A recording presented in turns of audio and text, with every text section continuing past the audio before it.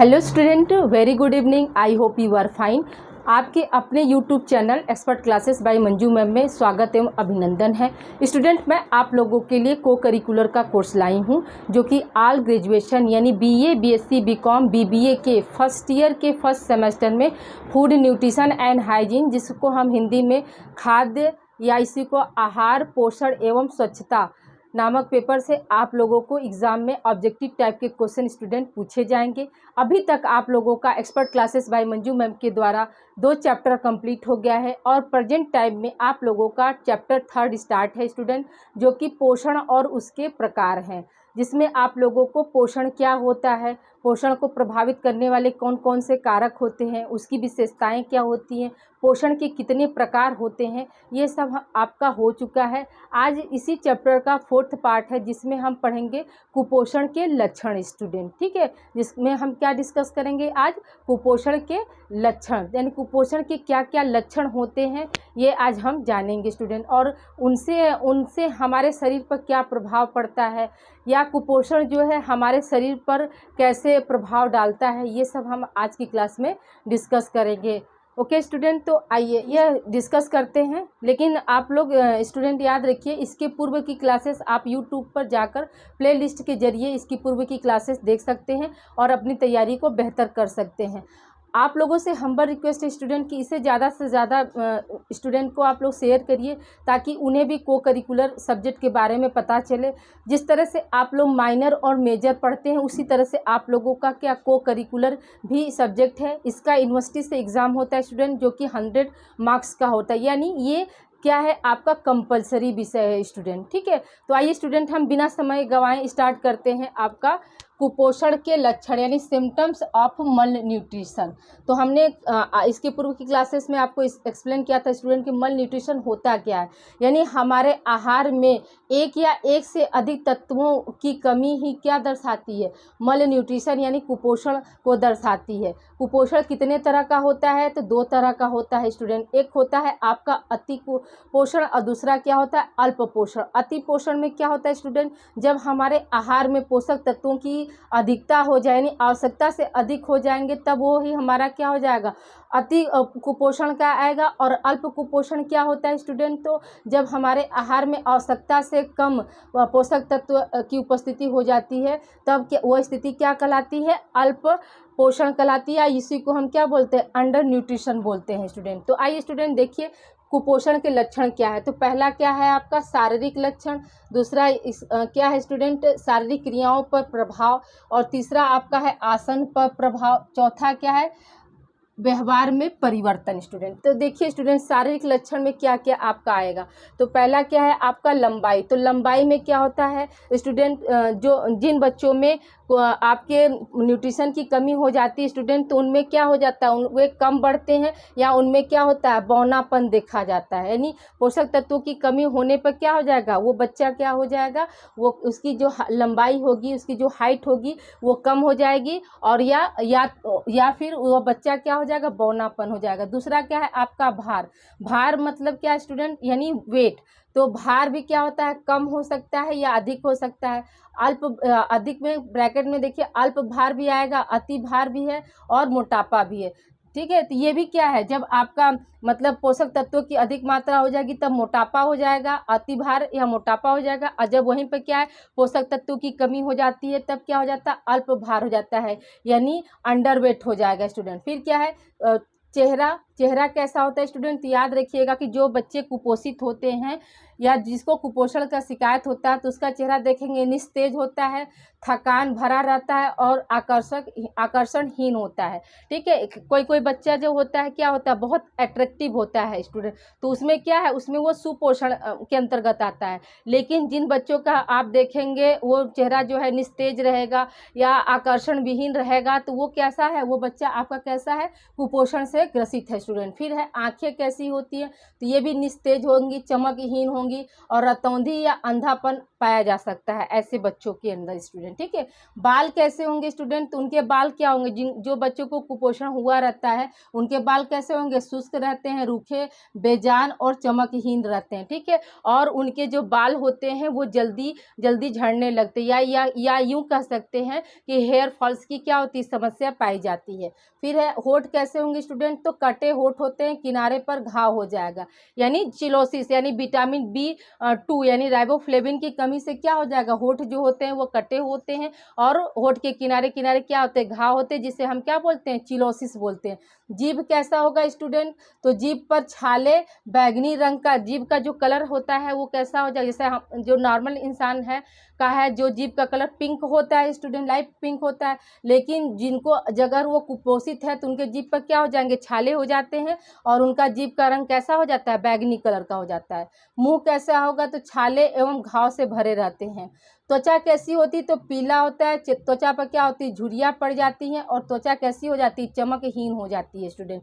नाखून कैसा होता है, नाखून में क्या होता है, पीलापन लिए हुए चम्मच के आकार का होता है, यानी जो बच्चे कुपोषण से ग्रसित होते हैं उनका नाखून कैसा होता है, पीलापन का होता है और क्या होगा, कैसा आकार होगा, चम्मच के आकार का होता है। हाथ पैर कैसे होते हैं, तो हाथ पैर जो होते हैं कुपोषण से जो ग्रसित होते हैं उनके हाथ पैर सूजे हुए रहते हैं और क्या होगा, झुर्रियाँ पड़ी रहती हैं स्टूडेंट। फिर क्या, पेट कैसा होता है, तो पेट जो है निकला हुआ रहता है। ठीक है जी, आप देखते होंगे कि कुपोषित जो बच्चे होते हैं तो उनका पेट आप देखेंगे तो बाहर की तरफ क्या होता है, निकला हुआ रहता है और ये जो रिब्स जो है मतलब आपके छाती के जो रिब्स होते हैं वो कैसे होते हैं, वो पूरे गिनाई देंगे ना, आप उनको बाहर से गिन लेंगे। तो ऐसे बच्चे क्या होते हैं, वो कुपोषण के शिकार होते हैं स्टूडेंट। आई होप ये पॉइंट्स आपको समझ में आ गया स्टूडेंट। आप देखिए स्टूडेंट की मतलब शरीर पर कुपोषण के कारण क्या क्या प्रभाव पड़ता है। ठीक है, हमारा शरीर जो है कैसे प्रभावित होता है, तो देखिए स्टूडेंट क्या है, शारीरिक क्रियाओं पर प्रभाव, तो उसमें क्या प्रभाव पड़ेगा, तो निद्रा कम और बेचैनी रहेगी। जो कुपोषित बच्चे होते हैं तो उनमें क्या होता है, उनको नींद जो है बहुत कम आएगी और वो हमेशा क्या होंगे, बेचैन जैसा होंगे। फिर क्या, दूसरा पॉइंट क्या होगा, समय पर मल मूत्र का निष्कासन नहीं होना। तो इसमें क्या होता है, जब कुपोषण की स्थिति होती है तो समय पर मल मूत्र का निष्कासन नहीं हो पाता है। क्यों नहीं हो पाता है, क्योंकि जो डाइजेशन की क्रिया जो होती है स्टूडेंट वो प्रभावित होती है, जिसके कारण क्या होता है, समय पर मल मूत्र का निष्कासन नहीं होगा। अगर मान लीजिए कोई बच्चा कुपोषित से शिकार है या कोई व्यक्ति कुपोषित से शिकार है तो उसका देखेंगे कि अगर उसे अतिसार हो गया तो उस कंडीशन में क्या होगा, उसको लूज मोशन बहुत जल्दी होगा। अगर उसको कब्ज की शिकायत है तो क्या होगा, मल निष्कासन करने में उसको दिक्कत का सामना करना पड़ता है, तो वो कंडीशन भी क्या हो जाता है, आपका कुपोषण के अंतर्गत आता है। फिर क्या है, थकान, तो ऐसे जो व्यक्ति होते हैं या बच्चे होते हैं तो वो क्या होते हैं, वो जल्दी थक जाते हैं स्टूडेंट, यानी उनमें क्या होता है, एनर्जी की कमी आ जाती है। फिर अगला पॉइंट क्या है, शारीरिक क्रियाकलाप, शारीरिक क्रियाकलाप भी क्या होता है, कहीं ना कहीं प्रभावित होता है स्टूडेंट। फिर क्या, भूख में कमी, जो कुपोषित जो बच्चे होते हैं उनमें क्या होती है, भूख में कमी होने लगती है। क्यों कमी होने लगती है, क्योंकि जैसे वो क्या है, वो खाना खाएं और उनका डाइजेशन अच्छा से नहीं हुआ और शोषण अच्छा से नहीं हुआ, तो ये चीज़ डाइजेशन की जो प्रोसेस होगी उसमें अगर परिवर्तन आएगा तो वो कहीं ना कहीं क्या है, आपके भूख को भी प्रभावित करेगा। अगला क्या है, आपका प्यास की कमी या अधिकता, ऐसे कंडीशन में क्या होता है, कुपोषण शरीर पर क्या प्रभाव पड़ेगा कुपोषण में, तो उसमें क्या होती है, प्यास की या तो कमी हो सकती है या तो अधिकता, यानी अधिक से अधिक पानी पीने का कोशिश करेगा। अगला है स्टूडेंट आपका पाचन संबंधी गड़बड़ियाँ, तो ये भी हमने आपको बताया था स्टूडेंट की जो कुपोषण की स्थिति जो होती है वो क्या होती है, पाचन संबंधित गड़बड़ियाँ उससे होती है। जैसे मान के चलिए हमने आहार लिया और उसमें क्या हुआ, जो पोषक तत्व हैं उनका जो है अवशोषण, एब्जॉर्प्शन, चयापचय जो क्रिया है ये अच्छे से नहीं हो जाएगी, तो यही सब क्या होती है, पाचन संबंधी गड़बड़ियों के अंतर्गत आती है स्टूडेंट।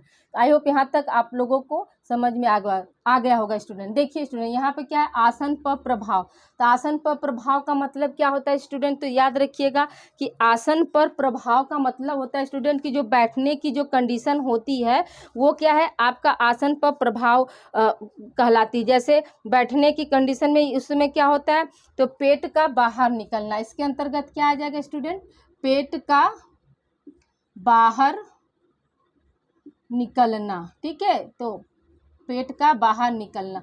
तो जिनका पेट बाहर निकल जाता है स्टूडेंट, तो देखते हैं कि उनको क्या होता है, बैठने में दिक्कत होती है। इसीलिए यहाँ पर क्या कहा गया कि आसन पर प्रभाव। आसन का मतलब क्या, बैठना, ठीक है। तो जो जिनका पेट निकल जाता है, देखते हैं वो बैठने में क्या होते हैं, अच्छा हम अपने आप को महसूस करते हैं स्टूडेंट। फिर अगला देखिए आपका क्या है, व्यवहार में परिवर्तन। तो व्यवहार में परिवर्तन क्या हो जाएगा, तो ऐसा व्यक्ति जो होगा वो बेचैन रहता है, उसमें चिड़चिड़ापन, क्रोध, आलस्य, भय, तनाव, काम में मन न लगना, आत्महत्या जैसा भाव उत्पन्न होना स्टूडेंट। तो देखिए व्यवहार में क्या परिवर्तन होता है, जो भी कुपोषण से शिकार रहता है स्टूडेंट, तो उनके बिहेवियर में आप परिवर्तन देखेंगे कि वो मतलब बात बात पर क्या होते हैं, हर छोटी से छोटी बात पर बेचैन हो जाते हैं, और उनका जो होगा वो चिड़चिड़ापन बहुत ज़्यादा, उनको हर एक छोटी बात पर जो है उनको क्रोध बहुत ज़्यादा आएगा। तो ये सब क्या है, आलस्य भी होगा, और छोटे छोटे चीज़ों पर क्या होगा, वो डर भी जाते हैं, और हमेशा क्या होंगे, ऐसे बच्चे या ऐसा व्यक्ति जो है हमेशा टेंशनाइज रहेगा, उसका किसी भी काम करने में मन नहीं लगेगा। और आत्महत्या जैसा भाव उत्पन्न होने का मतलब स्टूडेंट कि कभी कभी क्या होता है, आप देखते हैं हमारे गांव समाज में या परिवार में कोई बच्चा जो है कुपोषित से शिकार रहता है, तो उसका चेहरा जो होता है कांतिहीन हो जाता है, यानी चमकहीन, उसका मतलब फिजिकल जो स्ट्रक्चर है वो उतना अच्छा नहीं रहता, वो मतलब एक तरह से मान के चले वो अट्रैक्टिव नहीं होता है। तो क्या होता है, जो लोग होते हैं अगल बगल, तो उनको चिढ़ाने लगते हैं, तो उनमें क्या होती है, हीन की भावना आने लगती है कि मैं सुंदर नहीं हूँ, मुझे कोई लाइक नहीं करता है। तो ऐसे कंडीशन में क्या करते हैं, उनके मन के अंदर ये भाव आ सकता है कि आत्महत्या जैसा भाव आ सकता है कि मैं सुंदर नहीं हूँ, मैं स्मार्ट नहीं हूँ, तो इसीलिए लोग मुझे क्या है पसंद नहीं करते हैं। तो उस कंडीशन में क्या हो सकता है, उस व्यक्ति के अंदर या उस बच्चे के अंदर आत्महत्या की भाव उत्पन्न हो सकते हैं। तो ये सब क्या है, आपके व्यवहार में परिवर्तन है स्टूडेंट। अब स्टूडेंट देखिए ध्यान देने वाली बात क्या है, आपको क्वेश्चन ऐसे पूछ सकता है एग्जाम में कि निम्न में से कुपोषण के लक्षण हैं। तो पहला ऑप्शन आपको दे देगा स्टूडेंट कि आपका बौनापन, ठीक है, पहला ऑप्शन आपका दे दिया बौनापन, दूसरा ऑप्शन दे दिया बेजान और चमकहीन बाल हो जाएगा, तीसरा ऑप्शन हो जाएगा जीभ पर छाले तथा बैंगनी रंग, और चौथा ऑप्शन हो जाएगा उपरोक्त में से सभी। तो हम क्या बताएंगे स्टूडेंट कि उपरोक्त में से सभी जो है हमारा ऑप्शन सही रहेगा। फिर क्या है आपका दूसरा क्वेश्चन ऐसे बन सकता है कि कुपोषण की स्थिति में शरीर पर क्या प्रभाव पड़ता है, ठीक है, कुपोषण की स्थिति में शरीर पर प्रभाव पड़ता है। तो पहला ऑप्शन दे देगा निद्रा कम बेचैनी, दूसरा ऑप्शन दे दिया शारीरिक क्रियाकलाप, तीसरा ऑप्शन दे देगा भूख में कमी, और चौथा ऑप्शन दे देगा उपरोक्त सभी। तो हम क्या करेंगे स्टूडेंट, उपरोक्त सभी पर जाएंगे, ठीक है। फिर क्या है व्यवहार में परिवर्तन, तो व्यवहार में परिवर्तन में क्या हो जाएगा स्टूडेंट, तो आपका क्रोध है, चिड़चिड़ापन है, तनाव है, भय है, आत्महत्या जैसी भावना आएगी, आलस्य आएगा, क्रोध आएगा, ये सब क्या, किसी काम में मन नहीं लगना, ये सब क्या है हमारा व्यवहार में है स्टूडेंट। आई होप यहाँ तक आप लोग को क्लियर हो गया होगा स्टूडेंट। इसे आप लोग राइट डाउन करिए, अभी कुछ पार्ट रिमेन है उसे हम कंटिन्यू कर रहे हैं स्टूडेंट। आइए स्टूडेंट हम लोग आगे कंटिन्यू करते हैं। देखिए स्टूडेंट, आप लोग से स्टूडेंट हम्बल रिक्वेस्ट है कि ये क्लासेस आप लोग ज़्यादा से ज़्यादा बच्चों को आप शेयर करिए, और आगे आज हम आप लोगों को मतलब कुपोषण के कारण उत्पन्न रोग हैं जिसमें मतलब विटामिन्स के कमी से भी हो रहे हैं, मिनरल्स के भी कमी से हो रहे हैं स्टूडेंट, तो वो सब जब हम आप लोगों को एलिमेंट्स पढ़ाएंगे ना, तब उसमें आप लोगों का जैसे माइक्रो एलिमेंट्स और मेजर और माइक्रो ना, मैक्रो और मेजर जब एलिमेंट्स हम पढ़ाएंगे तो उसमें आप लोगों को ये सारे मतलब जितने भी हैं ये सब आप लोगों का उसमें हम कंप्लीट कर देंगे। अभी हम लोग बस ये जानने की कोशिश करते हैं कि जैसे कुपोषण के कारण कौन कौन से रोग जो हैं उत्पन्न होते हैं स्टूडेंट, ठीक है। ये जब हम आप लोग को एलिमेंट्स वाला तत्व वाला जब शुरू करेंगे चैप्टर, तो ये सारे जो हैं आपके उसमें आ जाएंगे, और वहाँ पर क्या होगा, हम डीपली अध्ययन करेंगे स्टूडेंट। तो आइए स्टूडेंट देखिए यहाँ पर क्या है, कुपोषण के कारण उत्पन्न रोग कौन कौन से हैं। तो पहला क्या है, प्रोटीन कैलोरी कुपोषण है, दूसरा है आपका विटामिन की कमी के कारण रोग, तीसरा है आपका कैलोरी की अधिकता से उत्पन्न रोग, और चौथा है आपका विटामिन ए तथा डी की अधिकता से उत्पन्न रोग, पांचवा है आपका खनिज लवणों की कमी से उत्पन्न रोग, ठीक है स्टूडेंट। ये क्या है, आपके 5 जो है कुपोषण के कारण जो है उत्पन्न रोग होते हैं। अब आइए स्टूडेंट हम बात करते हैं कि प्रोटीन कैलोरी कुपोषण कौन कितने तरह का होता है, तो स्टूडेंट याद रखिएगा ये क्या है, आपके दो प्रकार का होता है। कितने प्रकार का होता है स्टूडेंट? दो प्रकार का होता है। पहला क्या है आपका क्वासियोरकर, दूसरा है आपका मैरास्मस। आपको एग्जाम में क्वेश्चन स्टूडेंट पूछा जाता है कि प्रोटीन की कमी से कौन सा रोग होता है, तो आपके ऑप्शन में रहेगा, ए ऑप्शन रहेगा मैरास्मस, बी ऑप्शन रहेगा रतौंधी, सी ऑप्शन रहेगा स्कर्वी और डी ऑप्शन रहेगा आपका ग्वाइटर। तो हम क्या बताएंगे स्टूडेंट की प्रोटीन की कमी से क्या हो रहा है, मैरास्मस हो रहा है।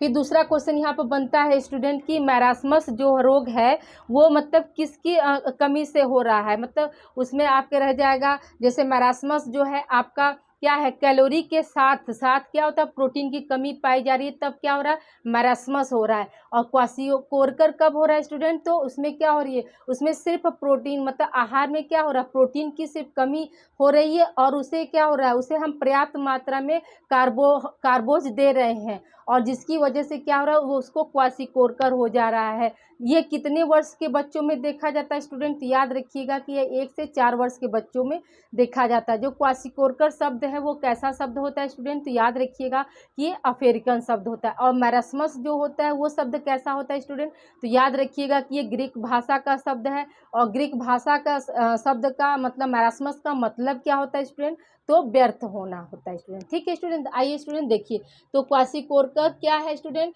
तो यह बालकों में केवल प्रोटीन की कमी से होता है। स्टूडेंट देख लीजिए क्वासियोरकर क्या है, ये सिर्फ प्रोटीन की कमी से हो रहा है। जो मैरास्मस क्या हो रहा है, ये कैलोरी के साथ साथ प्रोटीन की कमी पाया जा रहा है, यानी इस बालक के आहार में क्या हो रहा है कैलोरी के साथ साथ प्रोटीन की कमी हो रही है, तब क्या हो रहा है ये मैरास्मस हो जा रहा है। और इसमें क्या हो रहा है स्टूडेंट, सिर्फ प्रोटीन की कमी हो रही है, तब क्या हो रहा है क्वासियोरकर हो रहा है स्टूडेंट। ठीक है, और यह कितने साल के बच्चों में पाया जाता है, यह 1 से 4 वर्ष के बालकों में पाया जाता है स्टूडेंट। और आपका एक क्वेश्चन बन सकता है कि क्वासियोरकर शब्द कैसा है, आपका अफ्रीकन शब्द है या दूसरा ऑप्शन हो जाएगा लैटिन शब्द है, तीसरा ऑप्शन है ग्रीक भाषा का शब्द है, चौथा हो जाएगा इंडियन शब्द है। तो क्या हो जाएगा स्टूडेंट, हम क्या बताएंगे कि जो क्वासियोरकर जो है वो कैसा शब्द है, आपका अमेरिकन शब्द है स्टूडेंट। आइए स्टूडेंट हम बात करते हैं मैरास्मस का। मैरास्मस क्या होता है, जब बालकों के आहार में कैलोरी के साथ साथ प्रोटीन की कमी हो जाती है तो उस स्थिति को हम क्या बोलते हैं, मैरास्मस बोलते हैं। यह कितने से वर्ष में होता है स्टूडेंट, कितने वर्ष के बच्चों में पाया जाता है, तो यह 2 से 4 वर्ष के बालक में पाया जाता है। मैरास्मस कैसा शब्द है, तो ये ग्रीक भाषा का शब्द है जिसका मतलब क्या होता है स्टूडेंट, व्यर्थ होना। ठीक है, जिसका मतलब क्या होता है, व्यर्थ होना। आपके ऑप्शन में दे सकता सॉरी आपको क्वेश्चन पूछ सकता है एग्जाम में कि मैरास्मस जो है किस भाषा का शब्द है, तो हम क्या बताएंगे कि ग्रीक भाषा का शब्द है। मैरास्मस का शाब्दिक अर्थ क्या होता है, तो मैरास्मस का शाब्दिक अर्थ क्या होता है स्टूडेंट, व्यर्थ होना होता है, व्यर्थ होना होता है स्टूडेंट। ठीक है, आई होप ये पॉइंट्स आप लोग को क्लियर हो गया होगा। अब आइए हम बात करते हैं विटामिनों की कमी से उत्पन्न रोग। तो देखिए विटामिन ए की कमी से कौन सा रोग होता है स्टूडेंट, तो याद रखिएगा कि रतौंधी जो होता है वो क्या होता है, विटामिन ए की कमी से होता है। दूसरा क्या है, विटामिन B1 की कमी से क्या होता है स्टूडेंट, तो क्या बताए थे आपको, विटामिन B1 की कमी से क्या होता, बेरी बेरी रोग हो रहा था। ठीक है, कौन सा रोग हो रहा था, बेरी बेरी रोग हो रहा था। ये आपका देखिए स्टूडेंट रिमाइंड कीजिए, हमने आपको बताया था कि जो पोषण की खोज कब किस बीमारी से ओरिजिन हुई थी, तो बेरी बेरी नामक जब डिजीज की खोज हुआ तभी पता चला कि नहीं पोषक तत्वों की भी अनिवार्यता क्या है हमारे शरीर में होनी चाहिए। ठीक है, अगला है आपका विटामिन B2 की कमी से क्या होता है स्टूडेंट, तो याद रखिएगा कि चिलोसिस होता है। कौन सा रोग होता है, चिलोसिस होता है स्टूडेंट। विटामिन B2 को हम क्या बोलते हैं, राइबोफ्लेविन बोलते हैं। और विटामिन B1 को हम क्या बोलते हैं स्टूडेंट, थायमीन बोलते हैं। क्या बोलते हैं, थायमीन बोलते हैं। थायमीन की कमी से क्या होता है, बेरी बेरी होता है। और राइबोफ्लोविन की कमी से क्या होता है,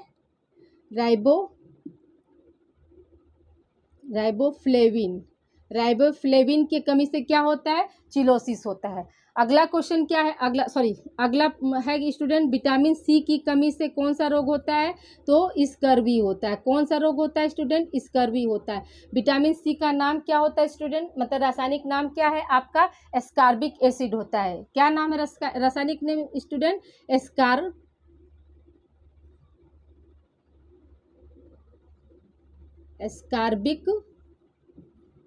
एस्कॉर्बिक एसिड होता है नाम। क्या होता है स्टूडेंट, एस्कॉर्बिक एसिड नाम होता है।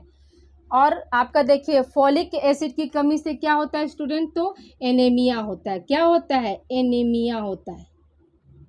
फॉलिक एसिड की कमी से क्या हो रहा है, एनीमिया होता है। विटामिन डी की कमी से क्या होता है स्टूडेंट, रिकेट्स होता है। कौन सा रोग होगा, रिकेट्स, जिसको हम क्या बोलते हैं स्टूडेंट, सूखा रोग।